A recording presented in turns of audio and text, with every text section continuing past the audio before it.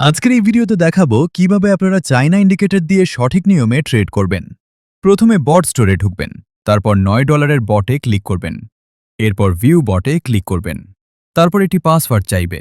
পাসওয়ার্ডটি পেতে হলে আপনাকে পেমেন্ট করতে হবে। আমার অলরেডি পেমেন্ট করা আছে, তাই আমি পাসওয়ার্ড দিয়ে ঢুকে পড়লাম।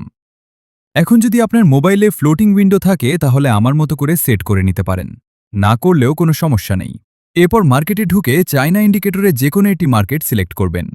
তারপর ক্যান্ডেলের সময় যখন 60 সেকেন্ডের নিচে আসবে তখন গেট সিগন্যালে ক্লিক করবেন। সাথে সাথে এআই আপনাকে একটি সিগন্যাল দিবে, যেমন আমার এখানে ডাউন সিগন্যাল দিয়েছে। এখন দেখা যাক এটি লস হয় নাকি profit. En mi corazón, la la la, canta la la la, canta la la la, la la